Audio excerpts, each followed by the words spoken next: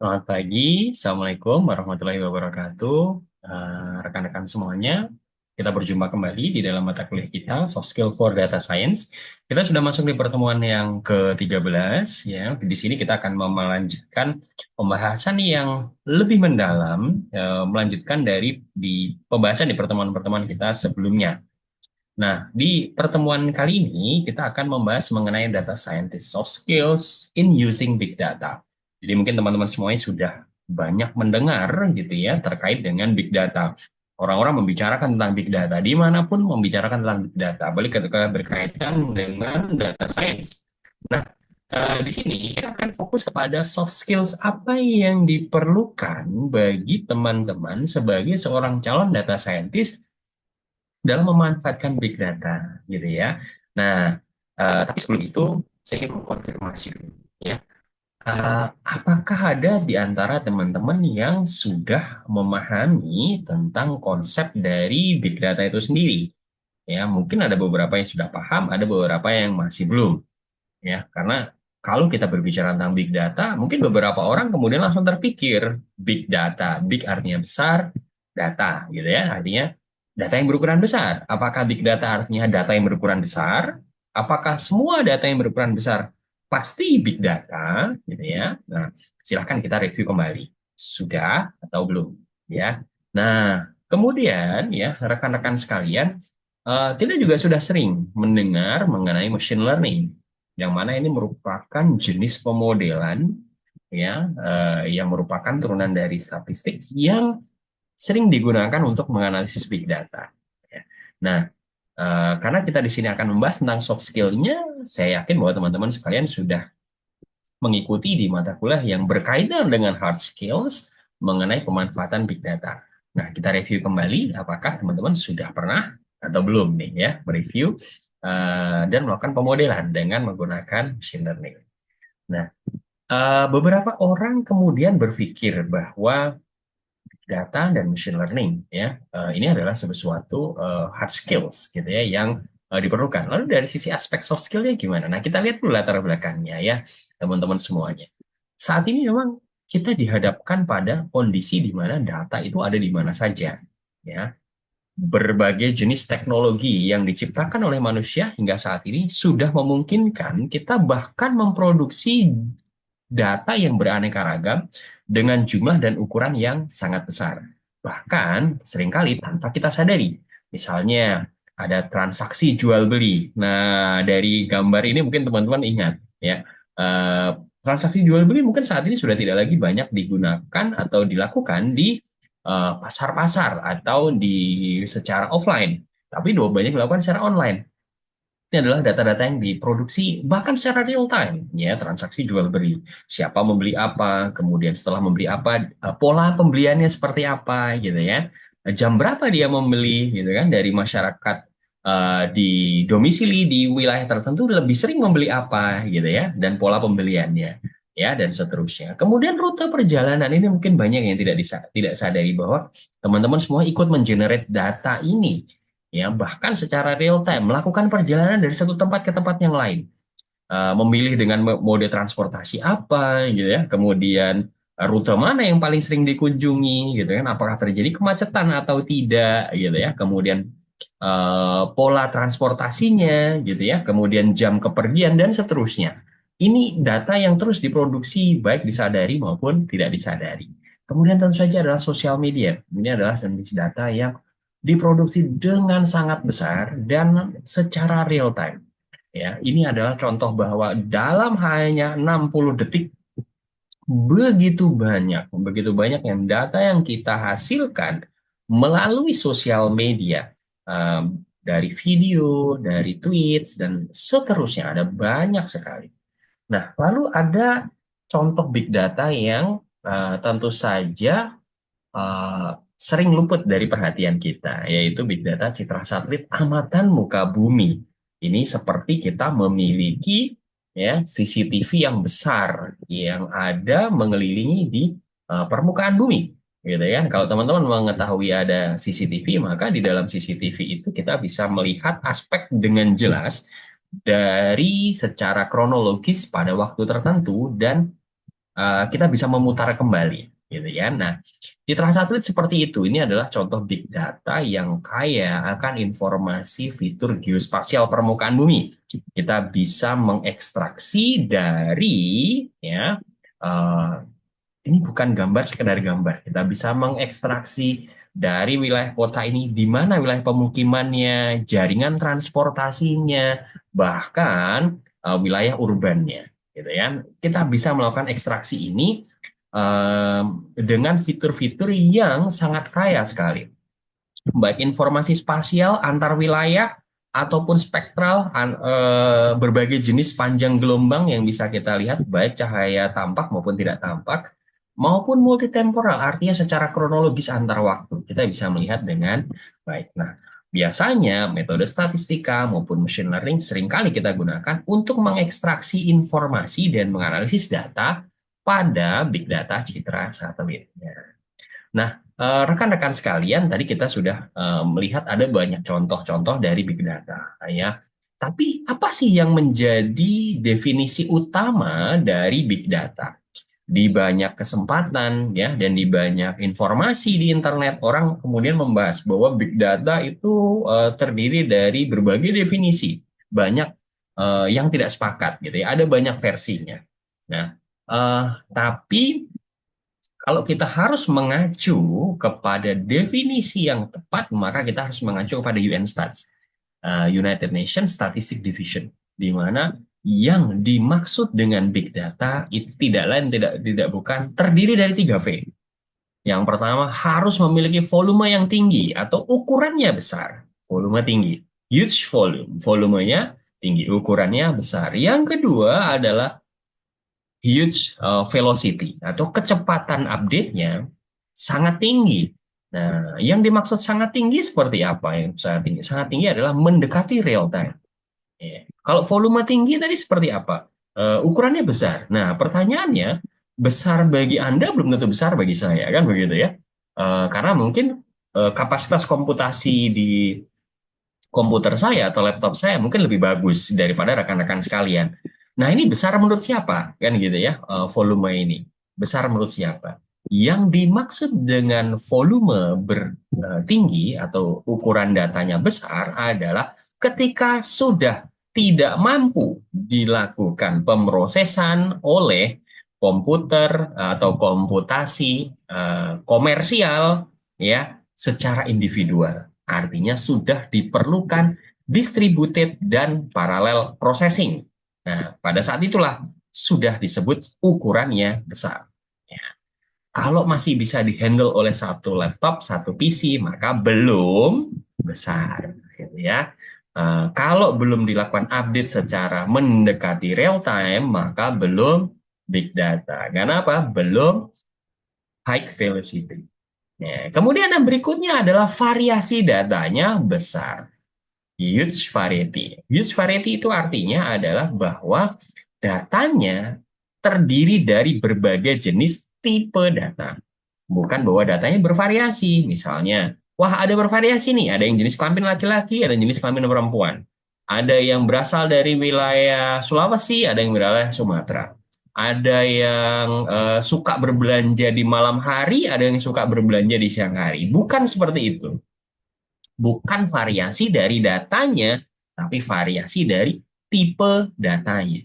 Ya, karena kalau kita berbicara tentang variasi, maka kita berbicara mengenai kondisi data. Ada yang structured, ya, berbentuk tabular, bisa direpresentasikan dalam bentuk tabel, atau unstructured. Unstructured itu artinya tadi yang saya berikan contoh, berupa video, berupa image, berupa geolocation, gitu kan, yang memang tidak bisa kita representasikan secara terstruktur melalui tabel atau tabular, atau mungkin semi-structured, kombinasi dari itu.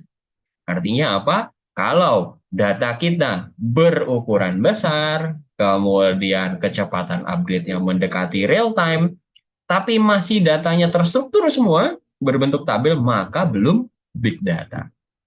Gitu ya. Jadi 3V ini wajib sekali ya, volume, velocity, and variety. Tiga-tiganya wajib dipenuhi. Salah satu saja tidak dipenuhi, maka bukan big data. gitu ya. Nah, sering sekali ada V yang keempat. V yang keempat ini bukan wajib, tapi merupakan salah satu sifat dari big data, yaitu huge veracity. Veracity itu artinya bahwa seringkali di dalam big data itu statusnya adalah belum clean, gitu ya, belum clean. Yang kedua, sumbernya belum tentu trusted, belum tentu terpercaya. Misalnya, yang berasal dari sosial media, belum tentu semuanya adalah sumber yang valid, sehingga perlu kita klasifikasikan. Beberapa masih kotor gitu ya, sehingga perlu kita lakukan data cleaning, gitu ya. Tapi 3V ini wajib dipenuhi ketika kita melihat apakah suatu data termasuk big data atau bukan. Nah, rekan-rekan sekalian, kalau tadi kita sudah membahas mengenai konsep dari big data yang tidak boleh ada satupun terlewat, maka kita sekarang sudah bisa membedakan ya. Apakah suatu data itu merupakan big data atau bukan? Nah, ya, bahwa tadi saya bertanya, apakah data yang berukuran besar pasti big data? Ternyata belum tentu, gitu ya. Besarnya seperti apa dulu, gitu kan? Kalau besarnya itu sudah memerlukan ya komputasi lebih dari satu komputer, ya sudah memerlukan dilakukan parallel processing, distributed processing, huge volume. Tapi belum mendekati real time kecepatan update-nya, belum big data. Atau tipe datanya hanya satu jenis, ya, atau hanya terstruktur saja, berupa tabel saja, maka belum big data, gitu kan? Nah, contoh-contoh pemanfaatan big data. Kalau tadi saya membahas mengenai contoh-contoh big datanya, lalu bagaimana kita memanfaatkannya? Nah, rekan-rekan sekalian, tadi saya memberikan contoh kepada teman-teman, kalau misalnya kita menggunakan online marketplace gitu ya, ya pembelian di online marketplace. Teman-teman sering menggunakan baik mungkin toko hijau, toko orange untuk berbelanja. Ada polanya sendiri. Mungkin yang laki-laki lebih suka pada marketplace tertentu, yang perempuan lebih suka pada marketplace yang lain. Ada yang lebih suka berbelanja di sore hari pada saat istirahat, atau ada yang lebih suka berbelanja di pagi hari misalnya. Ada yang lebih suka berbelanja dengan pola tertentu terkait dengan kebutuhan rumah tangga, ada yang lebih suka berbelanja terkait dengan elektronik atau otomotif misalnya. Nah, tidak semua orang membeli yang sama dengan orang yang lain. Sehingga salah satu pemanfaatan big data adalah dengan melihat pola pembelian dari seseorang, kita bisa menganalisis bagaimana memberikan iklan yang tepat kepada pelanggan. Ya, dengan iklan yang tepat, maka besar kemungkinan barang tersebut terjual dengan maksimal. Nah, oleh karena itu, pemanfaatan big data adalah menganalisis tingkat efektivitas iklan. Nah, apakah suatu iklan kemudian efektif atau tidak? Ya, dengan melihat dari pola pembeliannya. Kemudian dari sana juga kita bisa memprediksi pergerakan tren pasar. Ya, misalnya suatu pembelian, wah ternyata mendekati momen tertentu, misalnya mendekati Lebaran, misalnya, wah pembelian untuk barang-barang konsumsi naik, kita bisa memprediksi. Atau menjelang tahun baru, menjelang liburan, kebutuhan untuk alat-alat pesta atau kebutuhan untuk makanan dan minuman naik, misalnya, kita bisa memprediksi. Ya, kemudian kebutuhan untuk hal-hal terkait dengan perumahan menurun, maka kita bisa kemudian melakukan prediksi di sana. Atau rekan-rekan sekalian, misalnya dalam permainan game online. Nah, permainan game online, apakah ini big data? Wow, big datanya game online. Apakah ini big data? Tidak. Ukurannya besar, yes. Tidak mungkin servernya hanya menghandle atau dilakukan pada satu PC saja, ya. Kemudian updating secara real time, yes. Kemudian tipe datanya bervariasi, yes. Gitu ya, tidak hanya berupa tabel saja, tapi ada animasinya, ada video, ada image ya, kemudian ada gameplaynya sendiri gitu ya. Nah, dengan melihat pola ya pertandingan atau pola perlawanan dari setiap pemain, kita bisa menyusun strategi memenangkan pertandingan, gitu ya. Kemudian tadi juga kita bisa juga memperoleh insight mengenai profil konsumen dan target pasarnya. Kalau kita melihat dari pola pembelian yang ada saat ini, ya, misalnya saya sebagai seorang data scientist di sebuah perusahaan yang bergerak pada penjualan mie instan misalnya, kalau kita mau merilis ya mie instan dengan varian pedas, misalnya, lebih baik kita menjualnya di Bandung ataukah di Jogja? Nah, mungkin teman-teman kemudian bisa menebak, wah harusnya di Bandung. Kenapa? Varian pedas lebih disukai di Bandung. Misalnya, di Jogja lebih suka yang manis misalnya. Dari mana kita bisa merangkai itu?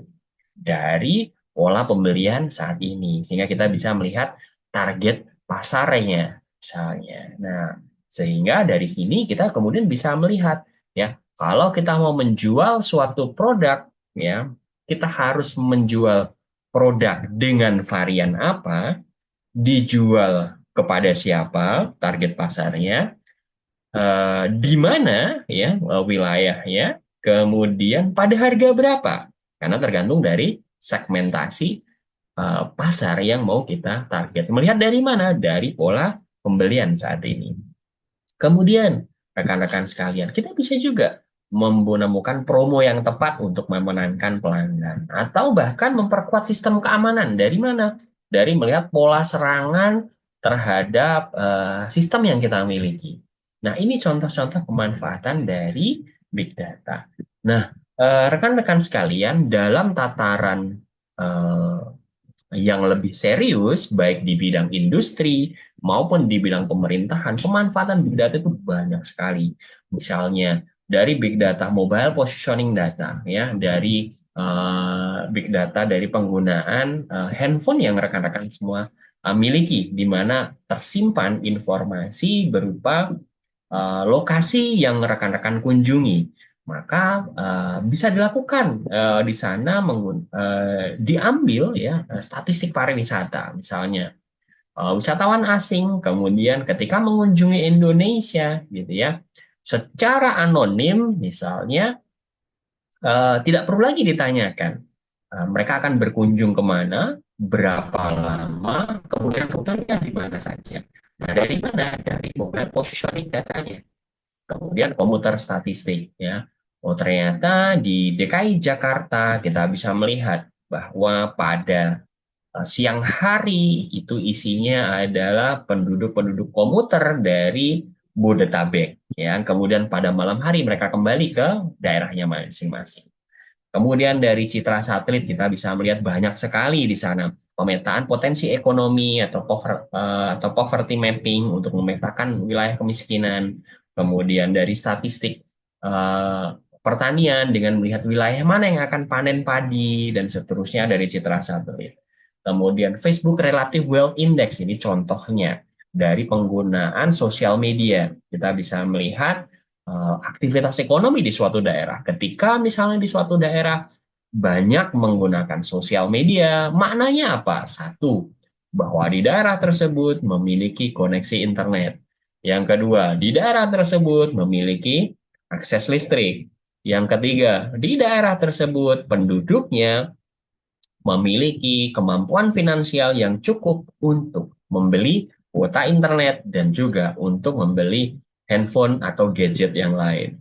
Yang keempat, penduduk di daerah tersebut memiliki kualifikasi minimal untuk bisa mengoperasikan laptop atau mengoperasikan gadget dan mengakses sosial media. Nah, dari sini kita bisa melakukan penghitungan secara tidak langsung terkait dengan aktivitas ekonomi dan tingkat kesejahteraan di suatu daerah. Banyak sekali yang kemudian bisa kita lakukan dari pemanfaatan big data, ya, dari misalnya dari website pemesanan hotel. Nah, dari sana kita kemudian bisa melihat statistik pariwisata, kemudian berapa tingkat hunian kamar dari keseluruhan hotel dan seterusnya.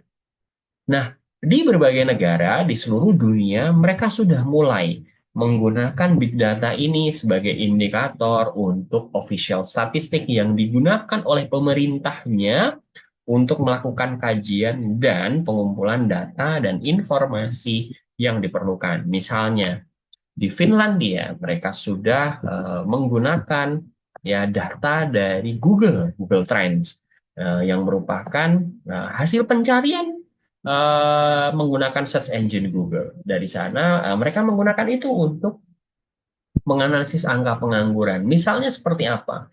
Kalau di suatu daerah semakin banyak orang yang melakukan pencarian di Google dengan judul misalnya lowongan pekerjaan, misalnya Jakarta 2024. Maknanya apa? Wah, semakin banyak yang mencari lowongan pekerjaan di Jakarta tahun 2024, mungkin sejalan dengan kebutuhan untuk lapangan pekerjaan. Sejalan juga dengan tingkat pengangguran di suatu daerah. Misalnya pada saat pandemi, kenaikan ya pencarian tentang lowongan pekerjaan meningkat drastis sejalan dengan tingkat pengangguran yang juga tinggi. Nah, ini contoh pemanfaatan big data. Di negara-negara lain juga begitu. Di Tiongkok misalnya mereka menggunakan aneka jenis big data ya untuk berbagai jenis indikator. Nah, rekan-rekan sekalian, dalam kita menggunakan big data ini memang saya kembali mengingatkan, ini mungkin materi yang sudah pernah rekan-rekan pelajari juga secara hard skill-nya bahwa tidak semua big data kemudian siap untuk kita gunakan. Ya, ada tahapan-tahapan tertentu yang mana kemudian bisa kita mengambil insights ataupun knowledge, pengetahuan dari sana. Kita menggunakan standar dari Cross Industry Standard Process for Data Mining atau CRIPS-DM yang merupakan standar secara internasional diadopsi di Eropa sejak tahun 2005. Dimulai dari tahapan-tahapan seperti business understanding, memahami kebutuhan organisasi. Apakah organisasi memang memerlukan sesuatu terobosan untuk memecahkan permasalahannya? Ada latar belakang permasalahan apa di organisasi yang membutuhkan insight dari data yang ada. Business understanding. Ketika kita sudah memahami ini, maka kita kemudian masuk ke data understanding. Data apa yang tersedia? Dari keseluruhan big data, mana saja yang kemudian bisa kita akses? Mana saja yang kemudian bisa kita peroleh dan kita analisis? Berikutnya, tadi kita sudah paham bahwa tidak semuanya siap untuk kita analisis, maka ada tahapan yang disebut sebagai data preparation. Kalau masih ada yang tidak clean, kita lakukan data cleaning, gitu ya.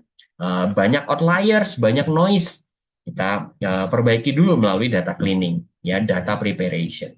Kemudian setelah datanya sudah siap, maka kita bisa membuat model, melakukan pemodelan untuk menginterpretasikan dan untuk menganalisis ya bagaimana pola-pola pada data tersebut. Dari hasil pemodelan, apakah semua model kemudian bagus? Belum tentu. Maka kita lakukan evaluasi. Apakah hasil evaluasinya bagus atau tidak? Jika iya, maka kita lakukan deployment. Artinya, model yang tadi sudah kita bangun dari big data tadi sudah siap untuk digunakan secara otomatis. Misalnya tadi melakukan analisis efektivitas iklan. Hanya di awal saja kita akan membangun model dari data pola pembelian. Setelah hasil evaluasinya bagus, maka setiap pemasangan iklan secara otomatis mengikuti model tersebut. Ini disebut sebagai tahapan deployment. Lalu bagaimana kalau misalnya hasil evaluasinya kurang bagus? Kita kembalikan lagi ke tahapan yang masih awal, yaitu business understanding-nya lagi. Betulkah kebutuhan organisasinya seperti itu? Kemudian data understanding. Datanya ada yang keliru nggak? Ataukah ada data lain yang bisa kita gunakan nggak? Gitu ya, dan seterusnya. Nah, rekan-rekan sekalian, tahapan untuk menggunakan keseluruhan aspek dari big data di dalam proses data science ini tentu saja memakan resources yang sangat banyak, membutuhkan kapabilitas yang tinggi, dan tidak bisa dilakukan oleh hanya satu orang, kecuali Superman. Oleh karena itu, diperlukan koordinasi di dalam satu tim. Nah, di sini ada pembagian peran yang diharapkan dalam keseluruhan proses tadi. Misalnya, di dalam satu tim, untuk business understanding, siapa sih yang sebenarnya perlu untuk memahami kebutuhan dari organisasi, memahami permasalahan di dalam organisasi yang perlu diberlakukan inovasi. Maka domain expert, ya, pakar pada bidang tersebutlah yang harusnya ditugaskan. Misalnya, organisasi kita adalah organisasi yang bergerak di bidang kesehatan. Apakah kemudian teman-teman data scientist kemudian memahami tentang aspek kesehatan? Oh, tentu saja belum tentu. Itu sulit sekali. Oleh karena itu dibutuhkan expert pada domain kesehatan, memahami business understanding-nya. Kemudian data understanding. Data understanding dilakukan oleh data engineer, mempersiapkan data. Kalau datanya berukuran besar, kemudian perlu dialokasikan pada berbagai atau ratusan komputer di dalam server, maka ini yang melakukan adalah data engineer atau insinyur data. Nah, setelah melakukan data understanding, maka di dalam data preprocessing, ya, atau data preparation, ini dilakukan berkolaborasi antara data engineer, database administrator, dan juga data warehouse spesialis. Karena ini pekerjaan yang cukup banyak yang perlu dilakukan. Kemudian di tahap modeling dan evaluation, pembangunan model, menyusun model yang tepat untuk memahami pola dari suatu data, untuk menarik pengetahuan, dan melakukan evaluasinya ini dilakukan oleh data scientist. Dilakukan oleh siapa? Rekan-rekan sekalian nantinya. Kemudian kalau sudah selesai evaluasinya sudah bagus, siapa yang kemudian melakukan otomatisasinya? Nah, ini dilakukan oleh data analis bersama dengan pihak IT, ya, supaya bisa dibangun sebuah aplikasi atau sebuah sistem yang kemudian bisa melakukan otomatisasi dari model yang sudah dibangun. Misalnya prediksi eh, tren market di masa depan. Nah, ini sudah dibangun modelnya, tapi apakah kemudian bisa otomatis dengan data yang baru kemudian bisa terbentuk hasil prediksinya? Maka ini tugas dari data analis dan pihak IT.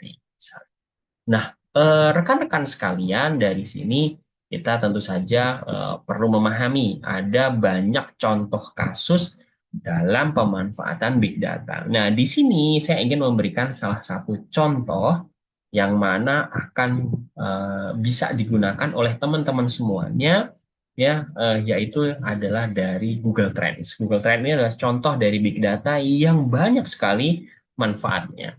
Apa itu Google Trends? Google Trends ini bisa diakses oleh teman-teman semua di trends.google.com. Isinya terkait dengan apa sih yang menjadi trending topik saat ini. Ya, kalau rekan-rekan sekalian melakukan pencarian di Google, maka apapun yang teman-teman cari tercatat di dalam server Google. Semakin banyak orang yang mencari tentang sesuatu, maka ini dianggap sebagai bagian dari trending topik, pola pencarian. Misalnya, contohnya, kalau sekarang kita menjelang masa liburan, maka orang-orang kemudian banyak yang mencari tentang tiket ke tempat pariwisata, misalnya, ya.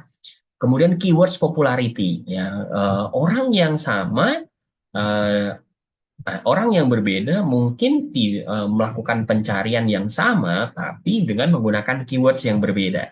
Nah, di Google Trend nanti tertangkap. Kemudian geotargeting, misalnya ketika misalnya di Indonesia, gitu kan, pada saat ini misalnya adalah momen-momen liburan misalnya, pencarian tentu saja berbeda dengan orang-orang di Amerika Serikat, ya. Nah, karena di setiap wilayah memiliki pola tertentu. Nah, dari sini kemudian kita juga bisa mengenerate ide-ide baru bagaimana kita menggunakan trending topik tadi untuk melakukan analisis atau content creation. Contohnya, apa sih yang sedang populer di Indonesia? Misalnya, ini misalnya, ini kita bisa mencari di Google Trend misalnya. Wah, pencarian menurut bulan, ya, pencarian menurut bulan, menurut tanggal. Kita bisa melihat apa sih yang sedang populer di Indonesia. Berdasarkan apa? Wah, jumlah pencariannya berapa banyak, gitu ya. Nah, misalnya ini salah satu pertandingan sepak bola. Dicari sebanyak 2 juta orang lebih. gitu kan? Nah, menjadi salah satu trending topik. Kemudian kita juga bisa melihat, ya, kalau teman-teman membandingkan, ya, mungkin teman-teman misalnya banyak yang kemudian, wah, kita mau melakukan wisata ke Lombok misalnya, mau wisata ke Lombok. Wah, kalau wisata ke Lombok, enaknya ngapain aja ya ke Lombok ya? Mungkin ada yang kemudian teman-teman melakukan pencarian tips wisata ke Lombok, gitu kan? Atau melakukan pencariannya adalah things to do in Lombok, gitu kan? Atau ada lagi yang melakukan pencarian hal yang wajib dilakukan di Lombok, gitu, dan macam-macam. Niatnya sama, tapi keywordsnya bisa berbeda-beda. Nah, kita bisa membandingkan nantinya popularitas dari keseluruhan keywords tadi, termasuk saat ini di Indonesia apa nih yang sekarang sedang populer, ya, cita-cita masyarakat gitu ya, misal cita-cita anak kecil saat ini, apakah masih ingin menjadi pilot, ataukah masih ingin menjadi dokter misalnya, ataukah yang lain. Nah, kita bisa melihatnya. Nah, dari sini kita juga bisa mengidentifikasikan menurut wilayah. Misalnya, kita akan mengajak rekan-rekan untuk berlibur ke suatu wilayah, ke Malang misalnya. Nah, mungkin nggak semuanya tahu tentang hal-hal apa yang bisa kita lakukan di Malang. Nah, beberapa orang kemudian melakukan pencarian, oh, tempat wisata Malang, atau pariwisata Malang, atau objek wisata di Malang, atau things to do di Malang. Nah, mana nih yang paling populer gitu ya? Oh, ternyata yang paling populer ada tempat wisata Malang. Ini paling populer di kata kunci tersebut, dan kita bisa melihat perubahannya antar waktu, ya, menurut wilayahnya juga geotargeting.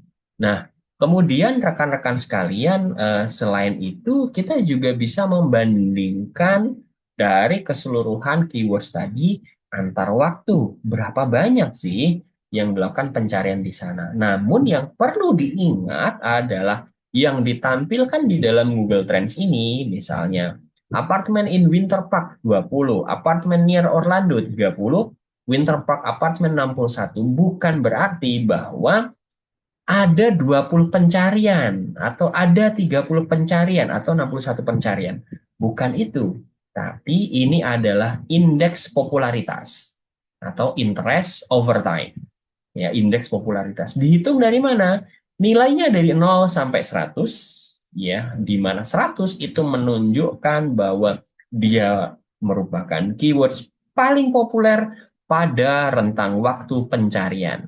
Misalnya di sini rentang waktu pencarian dari 2005 sampai 2015, maka yang di bulan Mei 2015 ini pencarian tentang apartemen Winter Park itu hanya 20% dari pencarian tertinggi selama 2005 sampai 2015.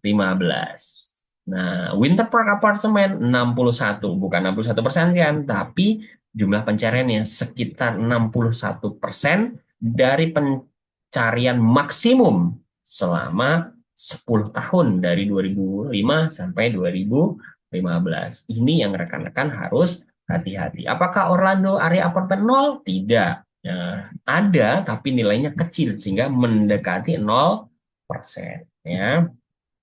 Kemudian kita juga bisa melihat dari namanya time effect. Karena lamanya waktu juga akan mempengaruhi keakuratan hasil. Semakin spesifik lamanya waktu, maka semakin akurat pula hasilnya. Sehingga kita bisa membandingkan antar waktu sekaligus membandingkan antar wilayah. Nah, rekan-rekan sekalian, saya sudah memberikan contoh di sini bagaimana kita bisa melakukan analisis dengan menggunakan Google Trends sebagai contoh big data. Tentu saja di sini diperlukan soft skill dari rekan-rekan kalian untuk mencari ide yang menarik dan kemudian mencoba menggali. Wah, dari Google Trends, keywords apa yang perlu kita gunakan? Bagi yang rekan-rekan yang suka dengan menggunakan Python, ya, saya sudah memberikan dua contoh GitHub ini untuk dicoba, direplikasi, kemudian digunakan untuk melakukan, ya, pembahasan di dalam kelompok. Wah, kira-kira kalau misalnya saya ingin membahas misalnya kira-kira ya penjualan mobil merek apa yang akan merajai di tahun 2025. Nah, bagaimana caranya? Wah, kita akan mengidentifikasi merek-merek mobil selama 10 tahun terakhir dan bagaimana popularitasnya dalam pencarian di Google. Kemudian kita bisa memprediksi di tahun 2025 kira-kira mana yang akan merajai. Nah, rekan-rekan bisa menggunakan dua contoh dari GitHub ini untuk yang menggunakan Python atau dari GitHub yang di bawah ini untuk yang ingin menggunakan R. Nah, silahkan berkreasi di dalam kelompok yang sudah dibagi oleh ketua kelas, ya, sehingga rekan-rekan semuanya memiliki ide inovasi-inovasi tertentu. Misalnya, kira-kira gitu ya, di tahun depan, ya, di tahun 2025, misalnya, eh, produk kecantikan apa yang akan menjadi paling populer? Nah, dari mana kita bisa mengetahuinya? Kita melihat tren popularitasnya selama 5 tahun terakhir, misalnya. Bisa kalau teman-teman semuanya uji coba. Nah, demikian ini praktek untuk hari ini, dan teman-teman semuanya bisa lakukan di dalam kelompok melalui collaborative learning dengan menggunakan Google Trend. Demikian, kalau ada pertanyaan boleh disampaikan dan saya harap ini menjadi bekal untuk rekan-rekan semuanya meningkatkan soft skill-nya dalam pemanfaatan big data bagi seorang calon data scientist. Kurang lebihnya mohon maaf dan saya tutup sampai di sini. Terima kasih. Kalau ada pertanyaan boleh disampaikan. Saya tutup dulu. Selamat pagi. Assalamualaikum warahmatullahi wabarakatuh.